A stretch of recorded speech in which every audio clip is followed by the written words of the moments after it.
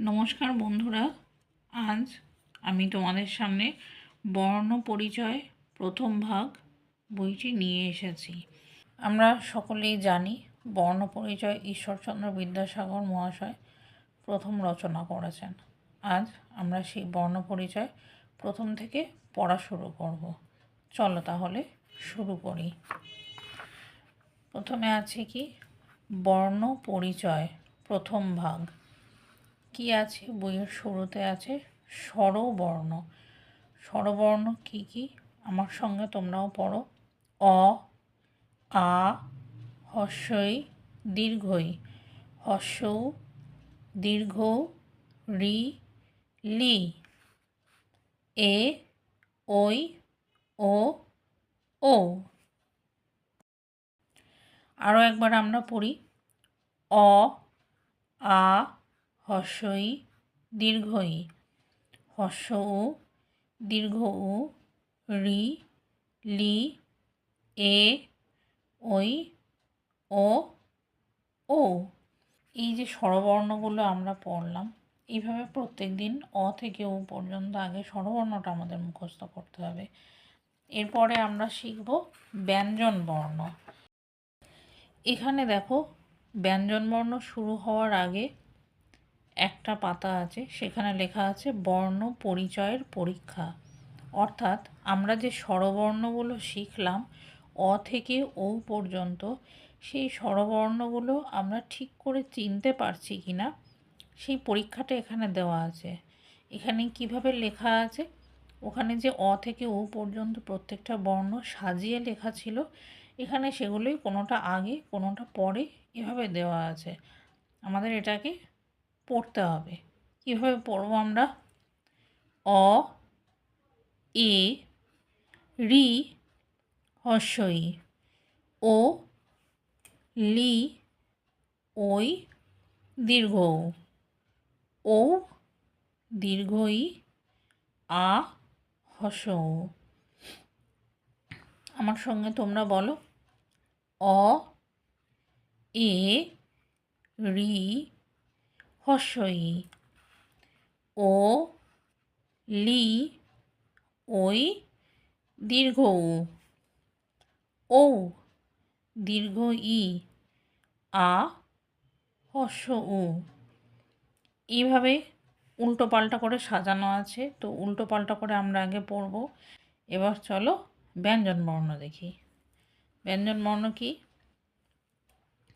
ক, খ, গ, ঘ, ঙ, চ, ছ, বর্গীয় জ, ঝ, ইয়, ট, ঠ, ড, ঢ, মূর্ধন্য, ত, থ, দ, ধ, দন্তান্ন, প, ফ, ব, ভ, ম, অন্তস্থ জ, বয়শূন্য র, ল, ব, তালবস্য, মূর্ধন্য স, দন্তাস্য, হ, ডয়শূন্য র, ঢয়শূন্য র, অন্তস্থ অ, খণ্ডত্ব, অনুস্বর, বিসর্গ, চন্দ্রবিন্দু, চাঁদ। আবার একবার পড়ি আমরা সকলে, আমার সঙ্গে একসঙ্গে বলো তোমরাও। ক, খ, গ, ঘ, ঙ, চ, ছ, বর্গীয় জ, ঝ, ইয়, ট, ঠ, ড, ঢ, মূর্ধন্য, ত, থ, দ, ধ, দন্তান্ন, প, ফ, ব, ভ, ম, অন্তস্থ জ, বয়শূন্য র, ল, ব, তালবস্য, মূর্ধন্য স, দন্তাস্য, হ, ডয়শূন্য র, ঢয়শূন্য র, অন্তস্থ অ, খণ্ডত্ব, অনুস্বর, বিসর্গ, চন্দ্রবিন্দু, চাঁদ। এবার দেখো স্বরবর্ণ পড়ার পরে আমরা যেমন স্বরবর্ণের পরীক্ষা দিয়েছিলাম, এটা কিসের পরীক্ষা? ব্যঞ্জন বর্ণের পরীক্ষা। ব্যঞ্জনবর্ণগুলো আগে পরে এইভাবে সাজানো আছে। তোমরা ঠিক মতো চিনতে পারছো কি না, অর্থাৎ কোন বর্ণটার কী নাম সেটা ঠিক করে চিনতে পারছো কি না সেটা দেখার জন্যই এই পরীক্ষাটা। চলো আমরা একসঙ্গে পড়ি। ব, বয় শূন্য র, ক, ধ, ঝ, বর্গীয় জ, অন্তস্থ জ, অন্তস্থ অ, মূর্ধন্য ষ, ঘ, ম, দন্তাস্য, খ, থ, ফ,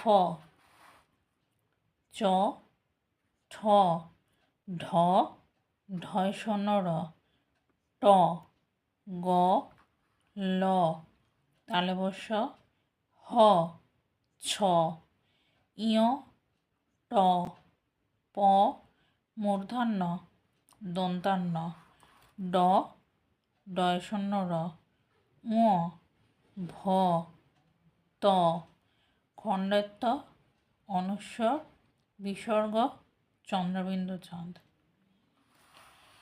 চলো আবার পড়ি প্রথম থেকে। ব, বয় শূন্য র, ক, ধ, ঝ, বর্গীয় জ, অন্তস্থ জ, অন্তস্থ অ, মূর্ধন্য ষ, ঘ, ম, দন্তাস্য, খ, থ, ফ, চ, ছ, ঢ, ঢয় শূন্য র, ট, গ, ল, তালব্য শ, হ, ছ, ইয়, দ, প, মূর্ধন্য দন্তান্ন, ড, ডয় শূন্য র, ঙ, ভ, ত, খণ্ডেত্ব, অনুস্বর, বিসর্গ, চন্দ্রবিন্দু চাঁদ। এক্ষেত্রে লক্ষ্য করো আমাদের ব্যঞ্জনবর্ণের দুটো জ আছে, এক বর্গীয় জ, দ্বিতীয় হচ্ছে অন্তস্থ জ। তাই আমরা এগুলো পড়ার সময় কখনোই শুধু জ বলবো না। জ বলতে যে কোনো একটাকেই বোঝাতে পারে, দুটোকেই বোঝাতে পারে। তাই আমরা জ বলার সময় বানান ঠিক মতো বোঝার জন্য বা শেখার জন্য আমাদের চিনতে হবে এটা বর্গীয় জ, এটা অন্তস্থ জ। তাই পড়ার সময় আমরা এটাকে বর্গীয় জ এবং এটাকে অন্তস্থ জ এইভাবে পড়ব। আবার র দেখো, বয় শূন্য র, ডয় শূন্য র, ঢয় শূন্য র, তিনটেই র উচ্চারণ একই, কিন্তু বানান যখন শিখবো আমরা বানানের ক্ষেত্রে উচ্চারণ শুধু দেখলে হবে না, আমাদের বানানগুলোও জানতে হবে। তাই জন্যে এই ব্যঞ্জনবর্ণ পড়ার সময় আমরা যদি তিনটেকেই র হিসেবে পড়ি তাহলে আমরা বানান পড়ার সময় ভুল করে ফেলবো। তাই প্রথম থেকেই আমরা এটাকে বয় শূন্য র, এটা ঢয় শূন্য র এবং এটা ডয় শূন্য র এইভাবে পড়ব।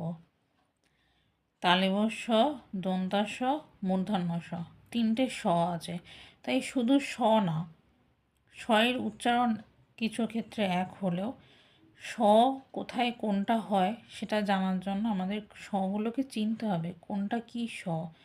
এটা তালব্য শ, এটা দন্তাস্য, এটা মূর্ধন্য ষ। তবে মূর্ধন্য ষকে আমরা কখনোই পেট কাটা মূর্ধন্য ষ বলবো না, শুধু মূর্ধন্য ষ। ঠিক আছে, আজ এ পর্যন্তই।